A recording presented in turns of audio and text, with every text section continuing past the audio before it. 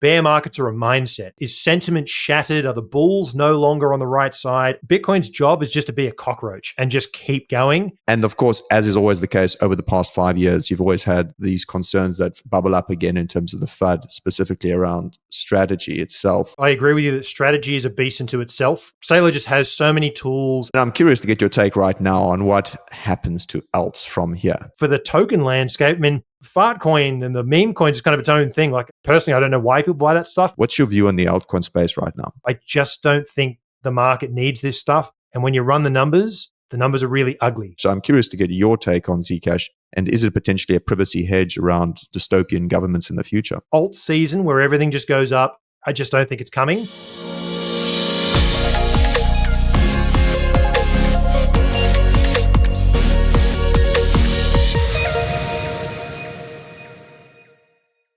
Good morning, afternoon, or evening, and welcome back to another episode of the Coin Bureau podcast. Now, today we have on James Check. He is the ex-head of research at Glassnode and the founder of Checkonchain, one of the best on-chain newsletters there is. And he's also a veritable on-chain savant. So I'm really very much looking forward to this conversation today. And welcome, James, to the Coin Bureau.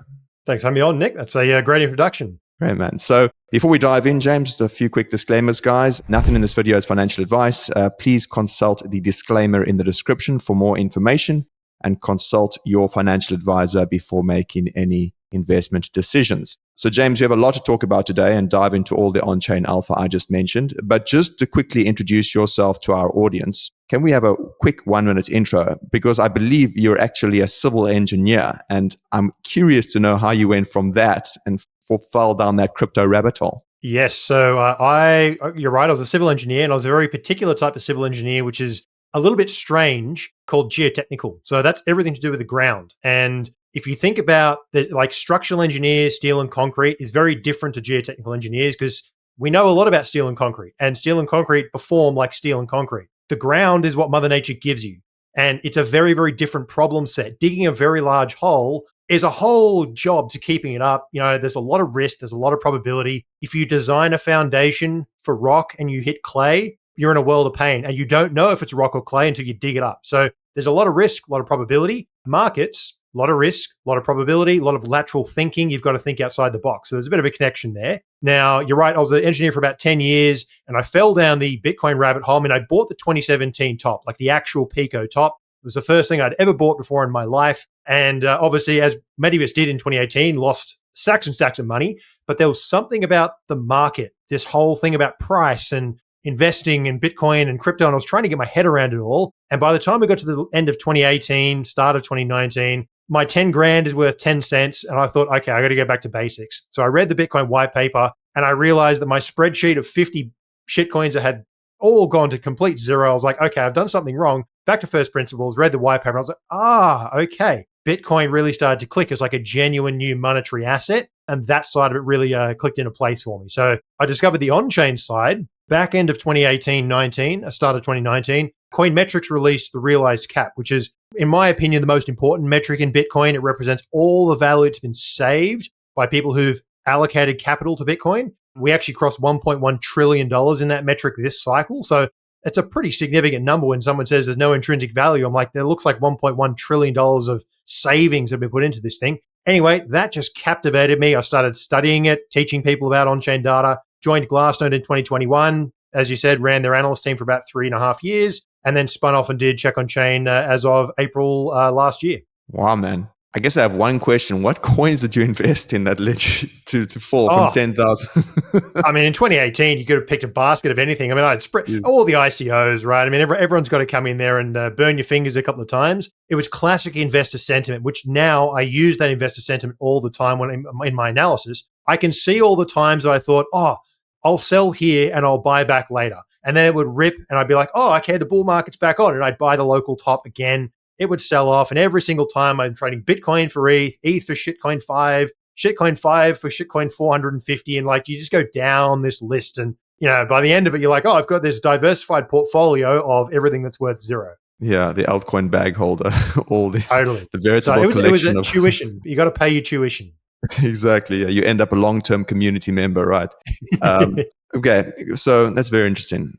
So you talk now about currently, trying to time markets and everything, and I guess that's what's on everyone's mind right now with the current market environment. Because I think the slide to 80K Bitcoin isn't something that many had expected at the beginning of the year, let's be frank. And you say you prefer sats on bloody red days. So firstly, is it safe to assume that you've been buying around these levels? Yeah, so my base case for some time has been there was a level about 95K. Now, I won't go into all the details yet unless we want to, but the short of it is there's about 65% of all that wealth, the realized cap I mentioned earlier, 65% of the wealth was allocated to Bitcoin, had a cost basis above 95K. Now, we attempted two all-time highs, 124 and then 125. I think it was July and August, if I'm not mistaken, August, October. By the time we broke down through 110, starting to go, guys, look, things are looking a little bit hairy. You've got to watch that 95K. But once you get to 95K, the trip between there and 80 is probably going to be very, very quick. And the reason for that is that when we rallied in this time last year, November, December,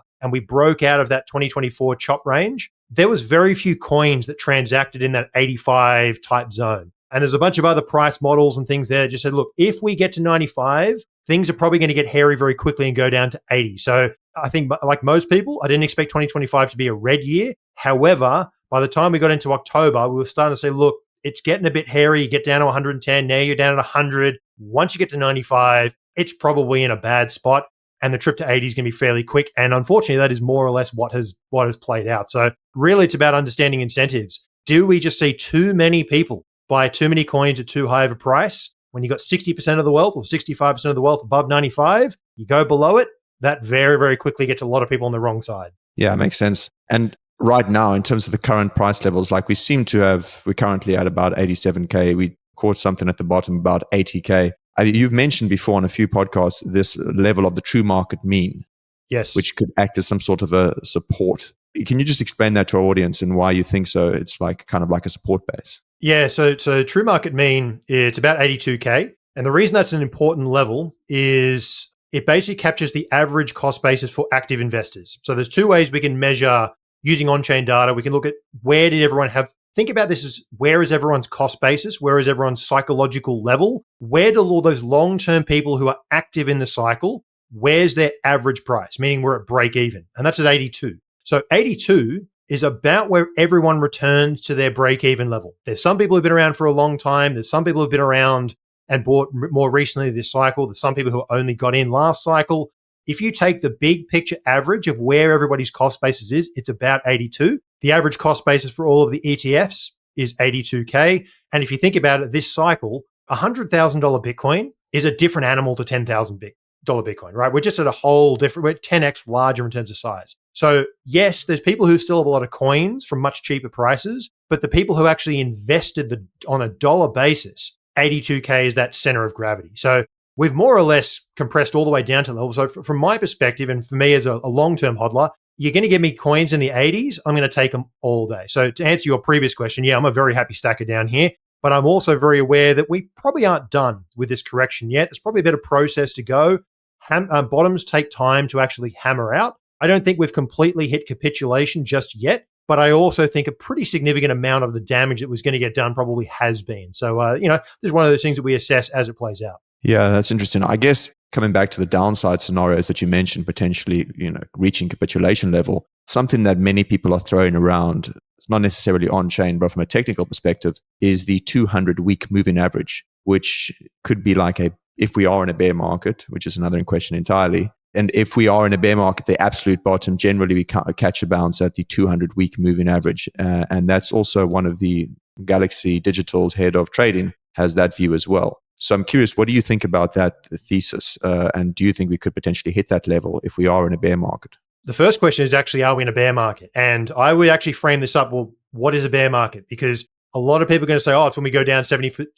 But if we go down to that level, that's about a 55% correction. Some people are going to say, oh, we went down 90 and then we went down 80%, then we went down 75. So 55 kind of makes sense. You're right. We do come down and test that 200-week in bears. I would actually encourage people to not think about bears as a particular depth or a particular price or a particular price model. Bear markets are a mindset. Are people now looking to exit on rallies rather than buy dips? That's actually the way to think about this. So are people's Is sentiment shattered? Are the bulls no longer on the right side? Are people going to behave in a bear market type way? Has their confidence been shaken? That's actually the way to think about it. So you're right. Not only is there the 200 week down at 56, there's another on-chain price model called the realized price, which we have also historically bottomed at. So these are actually the two very interesting levels. One, that like 56K type zone, and the other one, which is non-consensus, is closer to the true market mean in the 80s and the 70s. Now, I don't know how this plays out because no one does. My base case for now is I actually don't necessarily think we have to go down to the 56K level. It will depend whether we get a complete and total capitulation and people just completely write this thing off. But also macro conditions can change fairly quickly. And I kind of look at what's going into 2026 and I'm a little bit more positive in terms of the general outlook for liquidity in markets.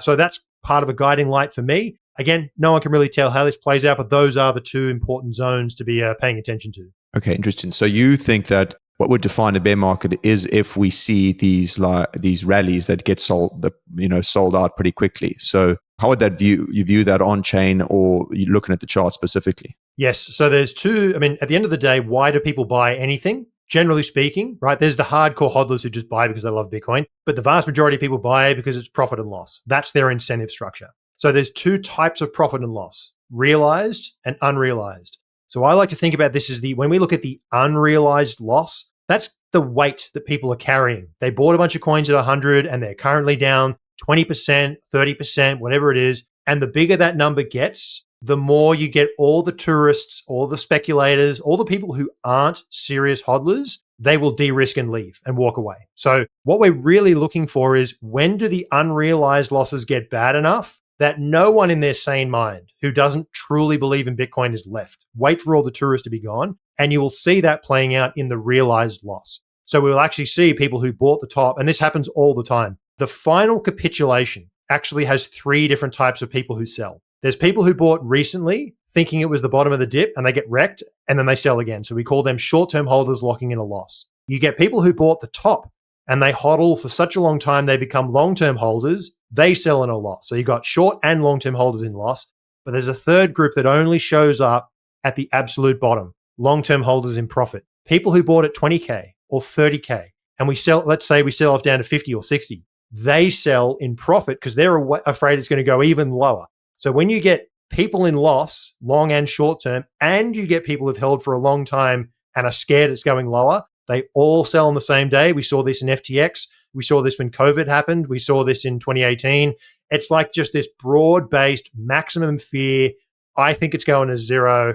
And generally speaking, you'll see on Twitter or whatever socials you're on, the rabble, the crowd out there all congregates to one price. Let's say, for example, we go down to 50K. Everyone will be saying, I'm going to buy back when it goes to 30. Everyone will just concentrate on this price and be like, it was 1K back in 2018, went to 3 and then went back up to 14. So when everyone like congregates on one price and you see this massive capitulation event, usually a very good sign. That's very interesting. I'm just interested in the psychology then of the individual. I mean, I know it's on-chain, which is an aggregate, and you can't get into the individual psychology. You have a long-term holder. But if you've been someone who's been holding for years through FTX and everything, and then you pretty much think Bitcoin's here to stay, yep. Why would you be capitulating in the cycle, like after the fear? The fear, like this is the thing. People see their portfolio draw down 30%, 40%, 50%, and they go, and they start entering this world of regret. So now that we're down, whatever it is, 35, I think, from the peak, now that we're down 35, people are now regretting that they didn't take profit. So what's going to happen is, and it depends how long this bottom takes to form, people are now going to just feel that regret. And really the secret sauce is to accepting that we're now at 87K, right? We're no longer at 100K. So just accept that first and foremost, because that's going to help you reset your expectations. Now that we're at 87, think about this as like a fresh set of eyes, but most people do not do this. Most people hang on to the regret and they try and like long the bottom, they get blown up, they long the bottom and they go, I've had enough. And they either sell everything or they actually, a lot of the degenerate traders will actually flip short. They'll get blown up long. And then at the absolute bottom, they go, all right, finally is going to zero. And they go max short. And then they usually get blasted on the back end as well. So it's this psychology of markets where it will move towards maximum pain always. And people always want the bear market floor to be in, and they long it with leverage, and they finally get the conviction to go, it's going to zero. They short it, and that's usually the bottom as well. Damn. Okay. So coming back to these longer term holders, then, I mean, you basically have been able to identify earlier on a lot of these original big OG sellers. And we've seen massive amounts of supply come into the market. I recall in a podcast you did on What Bitcoin Did, you said that about comparing it to ETF flows, like OG sellers have been selling something ridiculous in terms of volumes. Five like 3 times billion, larger. Yeah, 5 times larger. So they've been part of the reason we saw a price reverse from the all-time highs. And there's been these massive trades, OTC and everything. So I guess my first question is, do you think we're still likely to see a lot more of this supply come into the market from these long-term OG whales? And then secondly, do you think that this is potentially a good thing where we're distributing away from like larger OG holders and concentration to a more distributed network in terms of supply? Yeah, I mean, this is the nature of bulls. And I think what's important about this bull market is, let's imagine we saw one bloke who had 80,000 Bitcoin, and I think he sold it in July. He's been holding 80,000 coins since 2011, right? That is hardcore.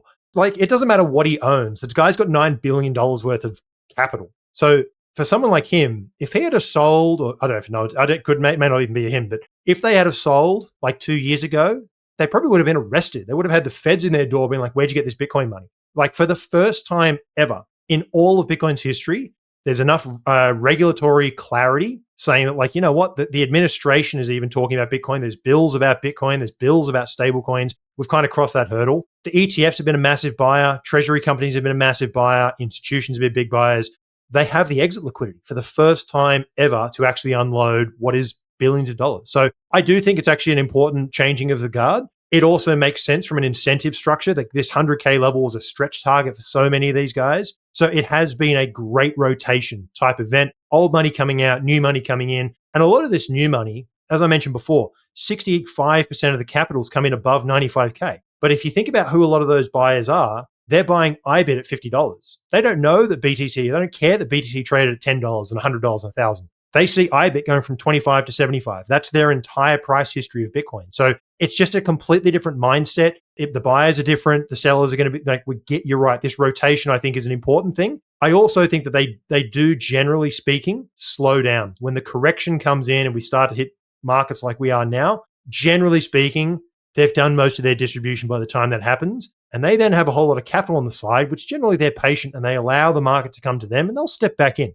Right? When the Bitcoin gets to a certain level, they will step back in with some of that capital, because who knows, if the market goes down low enough, they can buy back their whole position, still have capital on the side. Yeah. I guess in terms of this is important around the buyers themselves right now, because the distribution, you say it's going to ETF buyers, maybe institutions. DATs have been a big one as well, which is a whole other topic right now. Yep. But is this a type of buyer who sticks around, or is it opportunistic flow that could evaporate on a bounce? Yes, that's a very good question. And the answer, we'll have to wait and see. But so far, a lot of the buyers seem to be sticking around.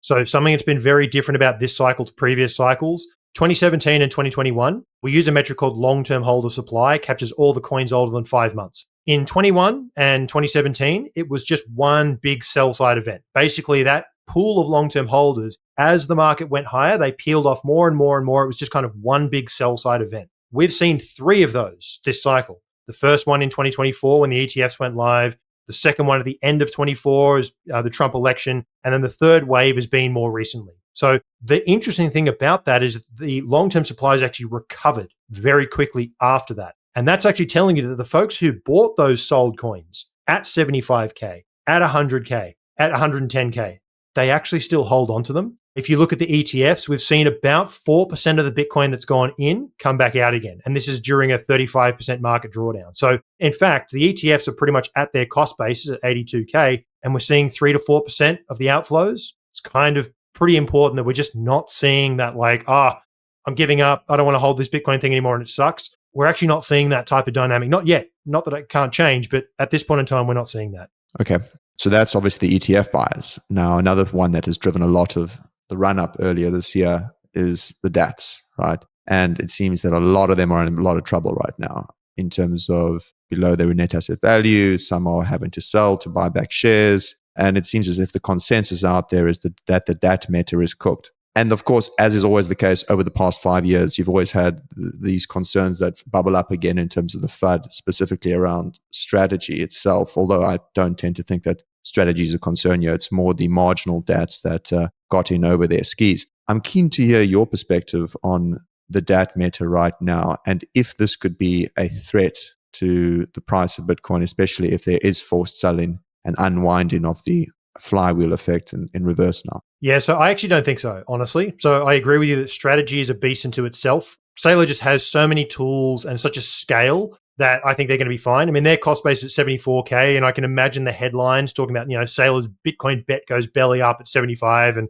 he's about to get liquidated, but he's not. He's going to be fine. So I think strategy is going to be fine. That's really the only major source of serious headwind. The truth is, for most of these DATs, they literally didn't get big enough for them to be too much of a concern. The ones that are selling coins, like in the Bitcoin space, I actually think in the altcoin space, I don't have a lot of edge in looking at those DATs, but I do know that a lot of them levered up a lot more than the Bitcoin ones. So for the Bitcoin ones, they mostly sold stock, or they did these things called pipe deals, which are more or less just insiders giving capital. So for the most part, there's A, not that many coins in the Bitcoin DATs. B, they just didn't take on that much debt. And honestly, the ones that sell coins to buy back their stock, I think won't be a DAT for very long, because I don't see why any investor would want to they're basically buying shares in a hedge fund who buys Bitcoin at the top, sells it at the bottom, and buys back their shares, which are also doing terribly. So to me, that's just a really, really bad firm to own shares in. So I don't think they're going to be that significant. We'll see some of them puke out their coins, but honestly, I'm not that concerned. I don't think that's going to be a major thing. I just don't think that they got big enough for anyone to lend them any money, which was honestly why I was actually quite bearish on DATs in the first place, because I don't know why anybody would lend them money. So therefore, you can't lever up, which means, what are you doing here? Yeah, exactly. I mean, the whole idea behind them is just when you can just buy an ETF that's going to always maintain the NAV. And I suppose the argument was that it was a leveraged bet for TradFi. They couldn't go and get leverage bets in other ways, and they can construct these complicated payoffs with the converts. But it seems as if that hopium is. They basically never got big enough to take the leverage. Exactly. Yeah. Okay. So that's not that much of a concern right now. I mean, yeah, Sailor has shown through multiple cycles that it'll be able to hold. And the way it's structured, I think that the main thing the misconception people have, especially if there are debt structures in these things, is that there's some sort of an automatic liquidation with these. But it's not with the company, especially with debt, right? You have restructuring things if you even get to those levels. And in strategies, and none of the coins are encumbered. And there's all sorts. He's designed his capital structure to survive. Yeah. Okay. Now, and then in terms of these buyers right now, those are the ones that we've seen come to the market, that are coming to the market right now. It's a progression, right? The adoption of Bitcoin now to the institutional landscape. Who's the next big buyers on the horizon who you could envision for 2026 in terms of any nation states? We've seen sovereign wealth funds dip into it as well. I'm curious who you think else could come in and start buying and bidding Bitcoin. I think sovereign wealth funds are definitely an angle, but also I really just think that on the institutional side, I've been describing it like we've only just dipped a toe. When you actually look at all the 13F filings of who owns these ETFs, broad numbers, it's about 20-25% institutional. The rest is retail. So even of the ETFs, most of it is still retail capital. Of the institutions who've bought in, the vast majority of them, they've really fallen to two different buckets. There's some firms where you look at what percentage of their allocation Bitcoin is, and it's some of them are 5%, 10%. There's a handful that are 100%. They're obviously a Bitcoin strategy business. But then if you go to the other end, the $1 trillion, most of those firms that have 5, 10, 15% allocation, 1%, they're your smallest institutions, right? They're a $10 million firm, or they're a $50 million firm. Once you go up and look at the big dogs, the ones with hundreds of millions, billions, trillions, these guys have dipped 0.001% of their portfolio in. So honestly, I just think that the next buyer is going to go from them going from 0.001 to 0.002 or to 0.1. You know what I mean? Just incremental percentages. Once they get comfortable with it and they've dipped a toe, they might start to dip two toes. They might put the left side of their foot in. You know what I mean? We are so early in just the size of the capital that's going to flow in. A lot of these, the Morgan Stanleys of the world and the wirehouses, haven't even turned on these Bitcoin ETFs for a lot of their financial advisors. So I think we're just so early in that whole process that the marginal buyer is going to be much the same as the same marginal buyer we've had this cycle, just getting out of they've touched it with their comfort zone, which means a 30% drawdown doesn't really matter because it's 0.01% of their portfolio. Once they get up to 2-3%, the capital's just so much bigger, and then they're actually genuinely exposed. Yeah, it's very interesting. What would it take then for this to catalyze this? Because would it just be the financial advisors in terms of all these wirehouses opening up access to more of their investors, or is it something on a narrative front, or is it price action, or is it regulation? Like, what is the outstanding catalyst that would require this to actually move them up in terms of asset allocation? Yep. So my base case here is right now, the whole market is looking at this thing going, oh, Bitcoin still has these horrible drawdowns. Even though it's in the institutional era, it's still, it sucks. When we blast through all-time high again, and we will, that whole narrative is going to disappear because Bitcoin's job is just to be a cockroach and just keep going. And once it goes back to all-time high, everyone's just going to realize, that's like the fifth time that it's claimed an all-time high after a significant drawdown. People just go, it's here to stay. So honestly, it's a game of time. It's a game of time, game of process. But truly, I think the next all-time high, it's just going to become so undeniable that people won't be able to argue it anymore. So price drives narrative. So it's the best marketing engine. Price drives confidence. Confidence. Okay, got it. Yeah, that's fair. That's a good point. Also, when people zoom out, the whole meta of when in doubt, zoom out and then see where it's come from. And then they realize, wow, okay, so Bitcoin, I just need to turn away from the charts and then just like check back in a few months and it's back to its all-time highs. And that's fair. Don't you think in terms of all these people saying, what about regulation and all that kind of stuff around, for example, the market structure bill or clarity? Do you think that's much of an important catalyst right now, or is that just noise? No, that's all very important stuff, because we're in this. What was one of the first things that the administration did? It was the Genius Act, right? Now, granted, that's a dollar dominance bill, I think is the correct way to think about it. But more of the world, I think, of what it's really showing is that we're just going more digital. Things are going to go more and more digital. Is Bitcoin a 10x improvement over its nearest analog competitor, gold? Yes, in just about every single way. So no matter how you want to frame this thing, the world is going more digital. As the regulations become clearer and clearer, we get a market structure bill. It just becomes so much easier for these institutions. They don't have to argue and debate around a table to try and work out, should we, shouldn't we? Is it a risk? Once enough people have jumped in the pool, it becomes much easier to jump in the pool. The challenge when you're a conservative institution is you being the first one in, there can be reputational risk. And a lot of these fund managers and financial advisors and the like, they very much live in a world where if you're not in that stock, but your competitor is and they make money, then you're the one that's going to start losing clients. So there's this game of I have to be invested in what everyone else is being invested in. So it really does become this momentum game that once things move in the right direction, everyone starts piling in and going in the right direction. But yes, the regulations and clarity and all that, it's quite meaningful in what it means. Yeah, from a signaling perspective. I'm curious then, you mentioned gold there as well. And you see like Bitcoin could be better as the digital version of gold. And you also do hold gold in your portfolio. I believe you hold only gold and Bitcoin. So I'm curious then, because gold has had an all-time high. And like last week, I interviewed Peter Schiff and he's crowing on about how he'd been calling this for years, his final time to shine in the sun. So I'm curious then in terms of, firstly, why you hold partly gold and what you think is driving this gold trade. And then final question, are we going to potentially see a rotation from analog to digital gold? Yeah, so the reason I hold gold is because it's all the same trade. At the end of the day, when you look at the correlation between all assets, particularly since the 2022 bear market, whether it's the NASDAQ, the S&P, gold, Bitcoin, they all are just so much more correlated than they've ever been. And that's actually telling you that they're not correlated. It's telling you the denominator, the dollar, the fiat currency that we measure everything in, is cooked. So it's actually telling you that there's a common denominator here, and it is the denominator. We quote everything in dollars. So from that perspective, it's all one trade, meaning you basically want to own assets that survive in a debasement, fiscal dominance type environment. Bitcoin has consistently shown that it is a terrific asset for that, and so is gold. Now, like many people, if I was going to be 100% Bitcoin, I'm fully exposed to the whole lot. But I'm older now, right? I could have done that 5 years ago, and I have done that for many years.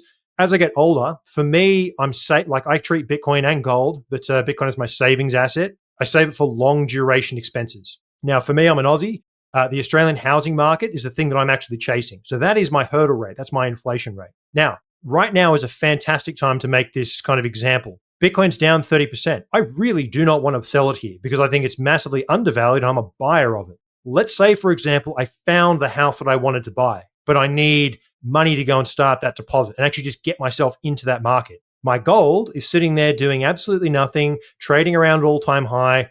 I could liquidate that tomorrow and use that capital to start my housing journey. So the gold is there as the same trade, but its job is not to fall 30%. That's the way that I think about it. It's almost like ballast in my portfolio because both of those assets I'm saving for the house. The gold's job is just to not fall 30% because I need that if I find the right house at the right time. And Bitcoin's in a position exactly where it is right now, where I don't want to sell it at 87. When did you start diversifying into gold then? Great question. So I initially started buying gold in 2020. And I was listening to a Michael Saylor podcast.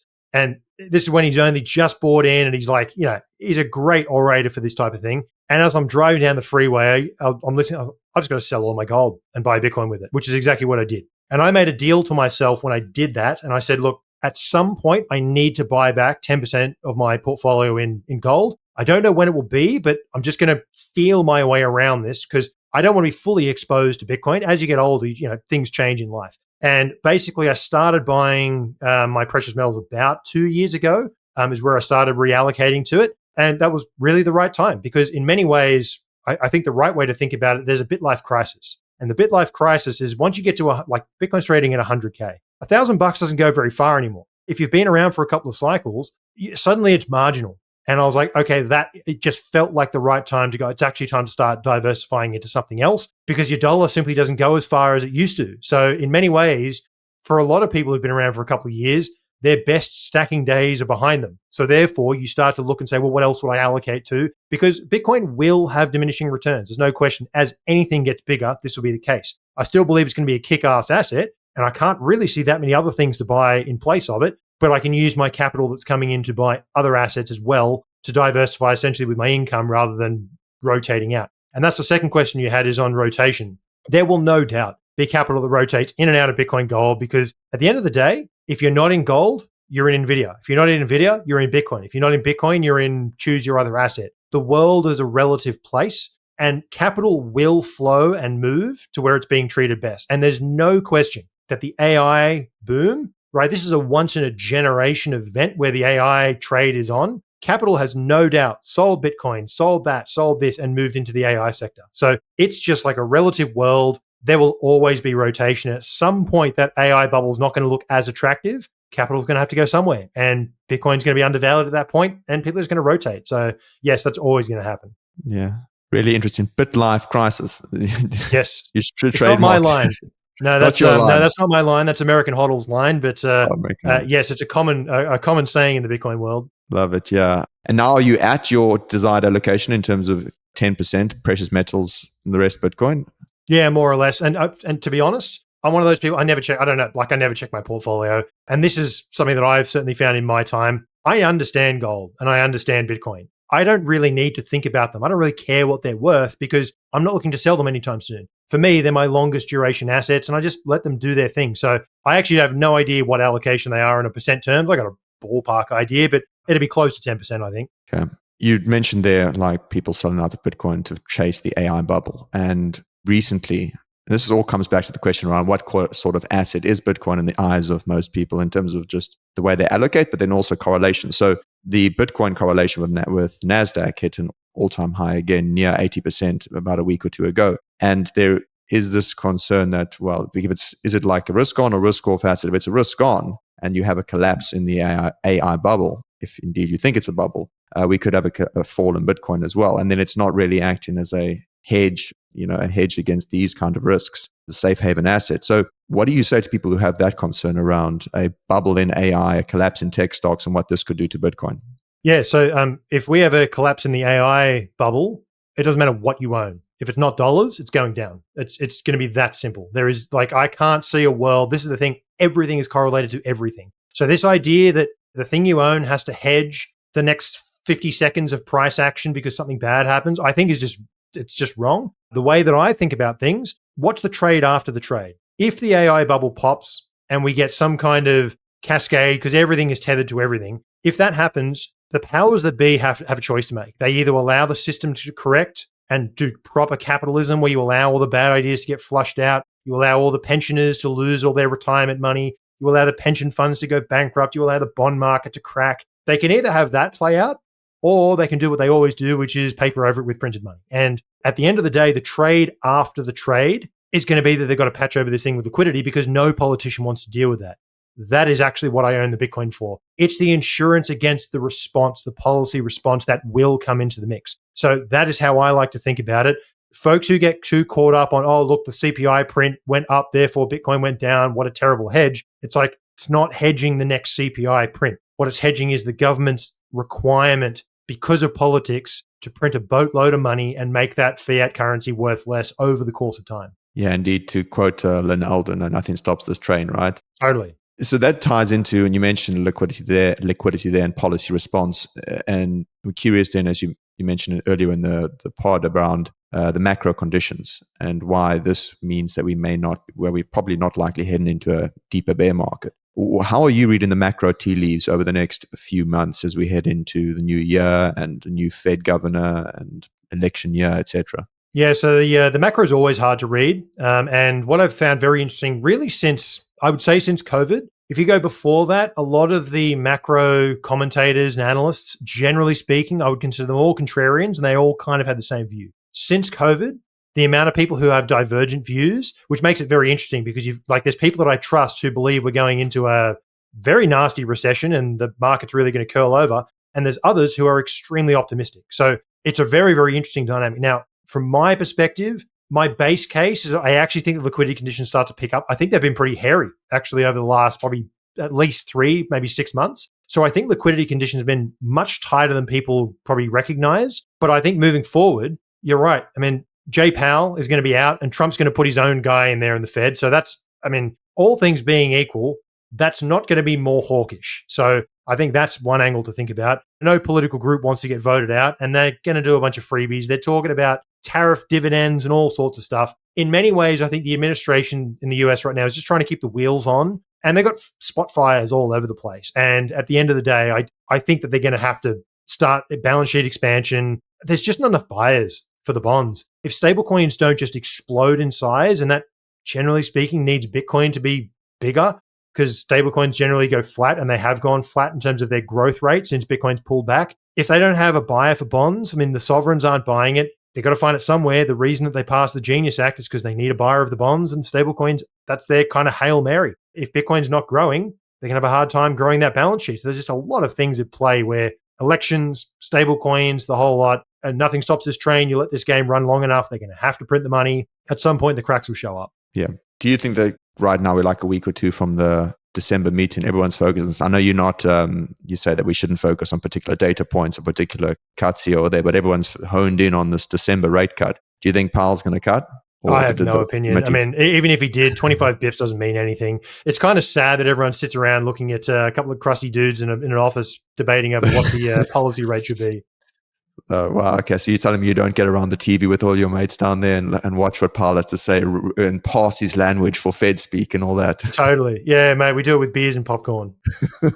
Sounds fun. Now, turning on to something else in terms of just something that has popped up again, and this tends to come around points where people want to spread a lot of FUD around Bitcoin. If it's not strategy, it's the quantum threat. And I was listening to your discussion on what Bitcoin did a few days ago, and you mentioned a really interesting you mentioned a solution to how we look about solving the quantum threat. Can you just take us through exactly your thought process there? When do you think we could potentially start seeing real threats from a quantum? Yeah, so to be honest, understanding when Q-Day is going to happen is very, very hard to handicap. I've had perspectives from people that I have a lot of respect for and that I trust. Some people say that it's imminent, like in the course of the next 5 years. There's other people who say it's a complete joke and we're not even remotely close. So it kind of falls in that bucket of like it's nuclear fusion that's always 5 years down the road. So the truth is I don't know when Q-Day is. What I am confident is if you leave humans to keep innovating for long enough, eventually we will crack something that can do that. So no matter what timeline it is, I do think we need to have a plan. So my view for the Bitcoin space, there's a handful of debates or topics that need to be covered. The first one is what kind of address formats do we do? How do we actually solve the cryptographic signature scheme?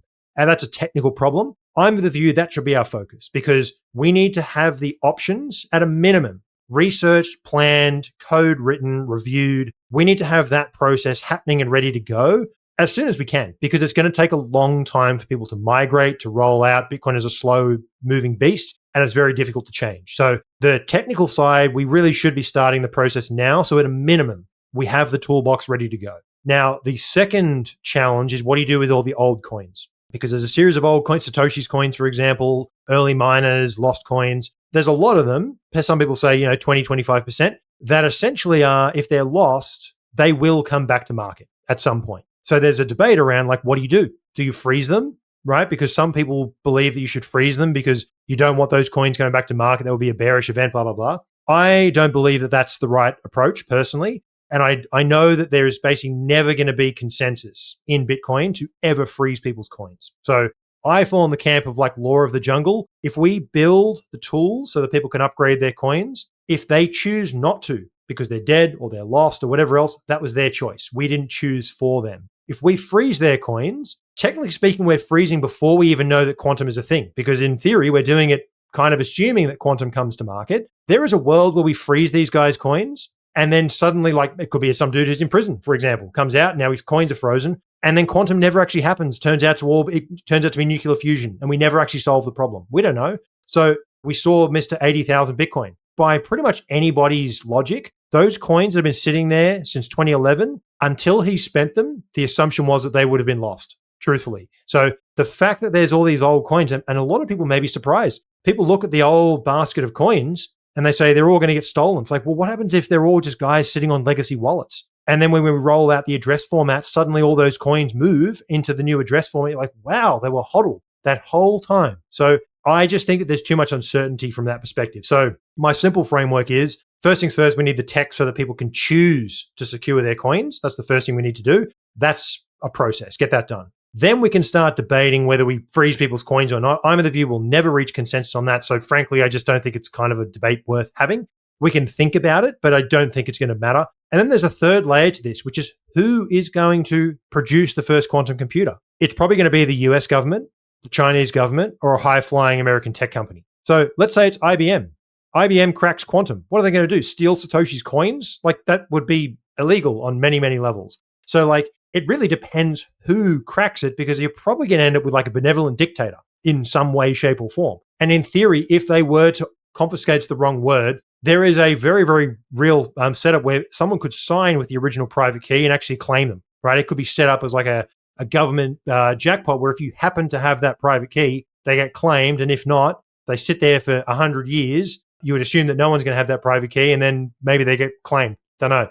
But yeah, I'm of the view that those coins will come back to market, and the price is just going to have to work it out. Yeah. I mean, it's also curious here in terms of like, if they're able to develop a quantum computer that can crack, the elliptic curve cryptography, it's not that much of the concern is not really our crypto bags, right? It's everything, right? It's like banking as well, banking security. I mean, there's a lot more susceptible than crypto algorithms. So I guess that's more of a concern, right? And people should focus on that. And the big difference is that Bitcoin takes a long time to change. So the challenge with these systems, like for Ethereum, for example, again, I don't know all the technicals of any smart contract chain, all these smart contracts, I mean, they already find bugs and hacks and exploits and stuff on a normal daily basis, because some dude in their basement was clever. Once quantum comes live, I mean, I don't know how you could possibly have coins in any smart contract anywhere at all, because in my mind, like, I mean, if Bitcoin is a complex beast, but it's also very simple. It's send, receive,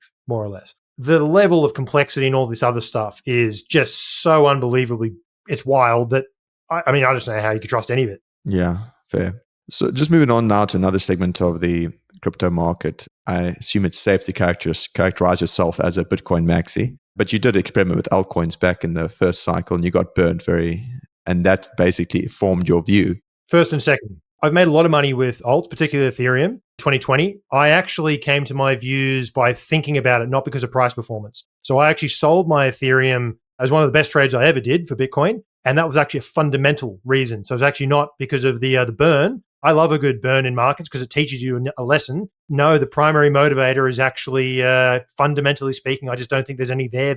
A strong conviction, yeah. So then I'm curious to get your take right now on what happens to alts from here, because I think that everyone's just been focused on this concept of the altcoin season. Bitcoin dominance is going to fall. They're going to rotate into altcoins, and we're going to have a 2021-like altcoin season. More specifically, fundamentally, altcoins as a concept. Do you think it's shot, Or are we going to continue seeing through the cycles these pumps in particular altcoins? Are there some that are going to last longer? What's your view on the altcoin space right now? Yeah, I haven't been constructive on altcoins for some time. And the main reason is I just don't think they have a product that anyone actually wants. And even if they do have a product that someone wants, a lending market, for example, there is no reason to own the token. And there really hasn't been for a long time. So if you look at something, for example, let's take Ethereum. Let's take Ethereum's perspective. I ran this calculation some time back because I'm of the view that Bitcoin has already won the store of value asset in the digital space. So I don't see any reason to hold ETH as a store of value. To me, that it just doesn't really make sense. It's,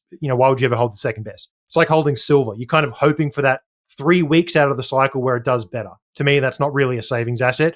That's a trade. That's speculation. If you then go down the next step and say, well, if it's not a store of value, which for me at least, I've convinced myself that it isn't, or more importantly, I can't convince myself that it is actually a better way to frame that. Once you have to then go to the utility angle. People always say it's got more utility. I ran this calculation because, like many people, I stacked my 32 ETH back in the day when I was like, I want to be a staker and blah, blah, blah. And then I ran the calculation on how much gas, because there's websites where you can see how much gas you've consumed over your whole time in the market. And I had bought, with that 32 ETH, I'd bought 255 years of gas usage. The analogy here is that I drive a car, so therefore I'm going to buy a house with 12 swimming pools and fill them all up with petrol because I might need it at some point. No, I'm just going to go to the petrol station and buy my $15, $20 worth when I need it. So the challenge is when you actually look at the utility case as gas, it's very, very hard to justify a $500 billion market cap. It's really hard to do. So the challenge with a lot of altcoins is that when you actually run the numbers, you don't want the answer because you're really trying to justify which coin should not go down 99%.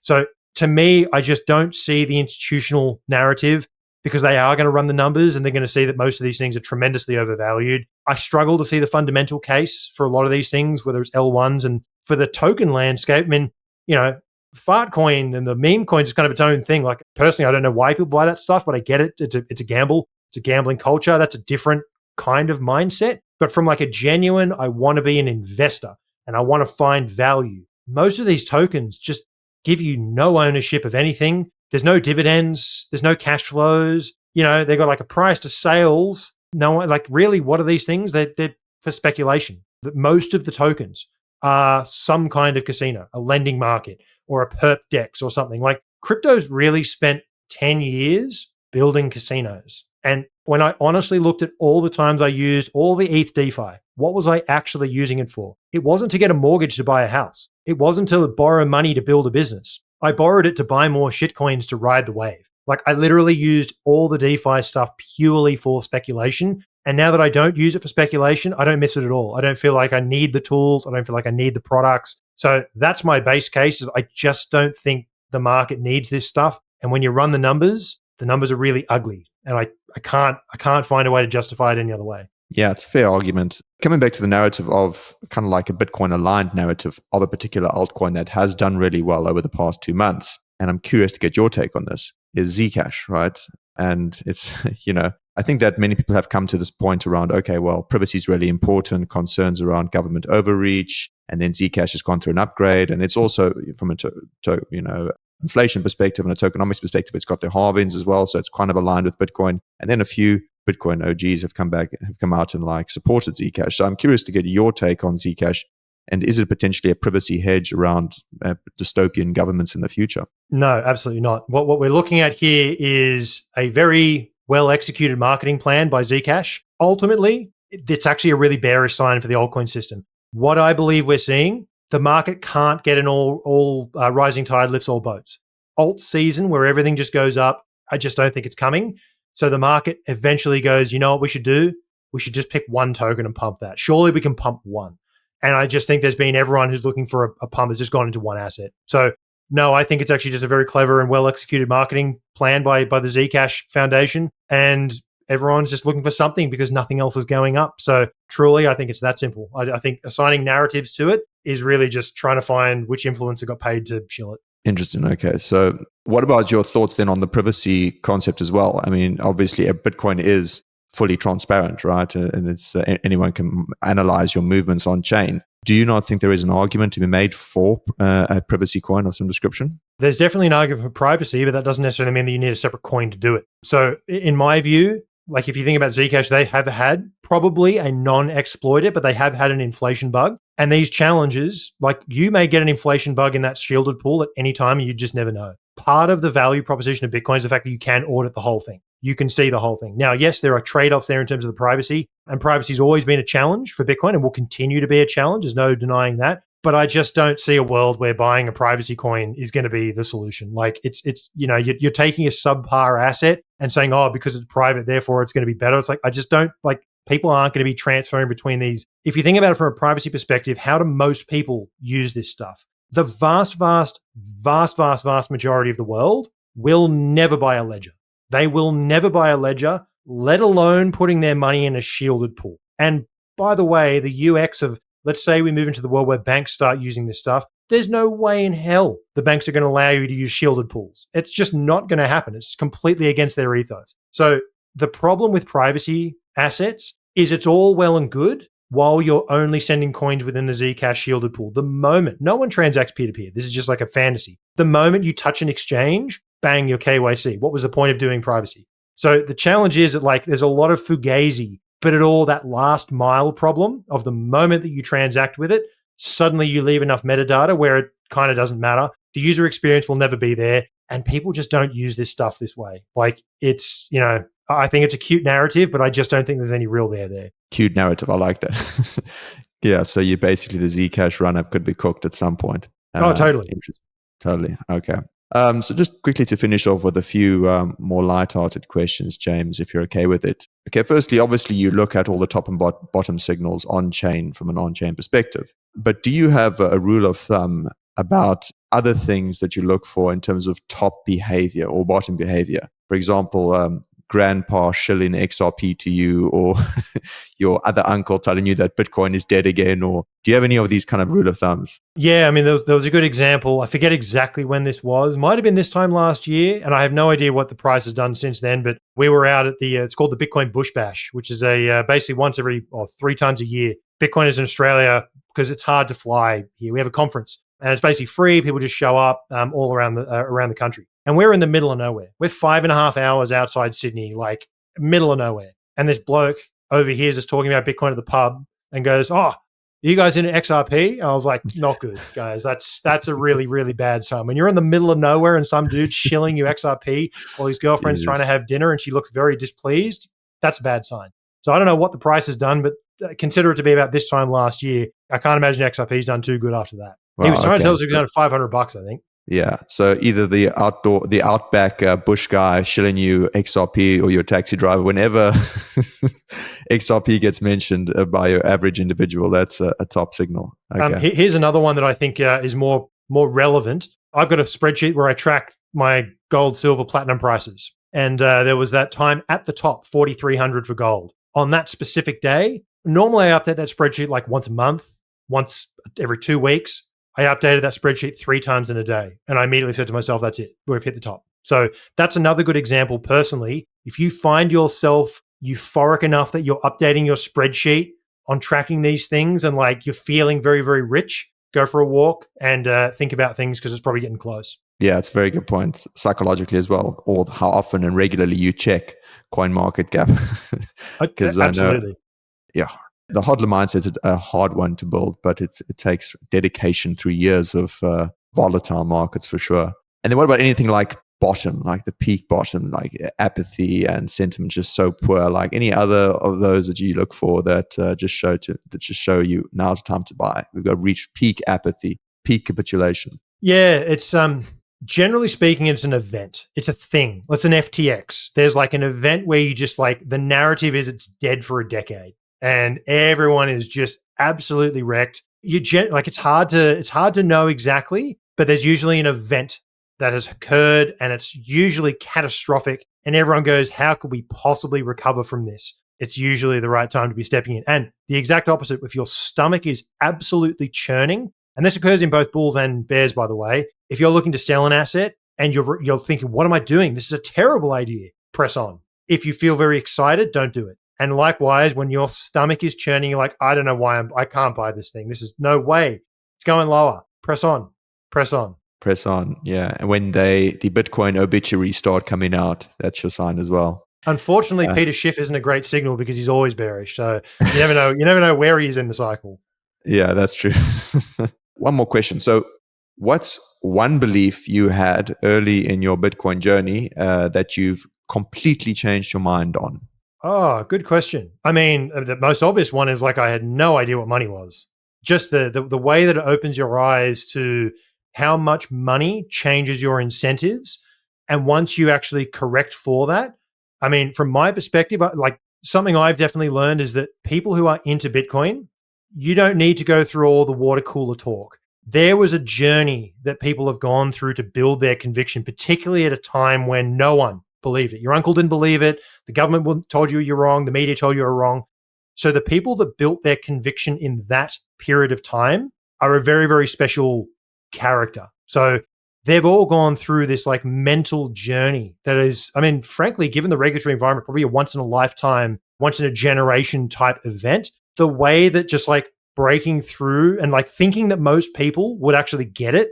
No, we're not even close to most people understanding this stuff. To answer your question directly, I thought at the start of my Bitcoin journey that everyone was going to work this out and the Bitcoin was going to be everything in everyone's portfolio because how could you not see this? And what I now know is that not happening. What you actually need to focus on are the smart folks in the room because they're the ones with the capital. And it's actually rather than expecting the whole world to work it out because they just won't. Most people are going to live in their bubble. They don't want change. They're happy to go with inflation because they would rather not know. You try and explain what inflation is, they don't want to know anything about it. Even though they hate it, they don't know anything about it. The actual solution that's sitting there, most people will never work it out, but the smart money with capital will. And that's actually what moves markets. Yeah. I mean, it's quite an indictment on the society, but it's true. It's the true. 80-20 rule, Pareto distribution. It's always going to be there. And at the end of the day, the ones with the capital, the ones that matter, those are the ones that are going to drive the price up. So fair, man. Well, thanks a lot, James. This has been a really engaging conversation. I'll leave links to Checkonchain's newsletter down below, as well as your Twitter. Is there any other place people can follow you and find you on? Yeah, so I mean, if you head over to checkonchain.com, you'll find our charting website as well, which has got pretty much any Bitcoin chart you could possibly want, from ETFs to derivatives to on-chain, and that's all available for free. So that's, check it out. Yeah, leave it all down below, guys. Thanks a lot, James. Really appreciate it. Thanks, mate. Cheers. Cheers.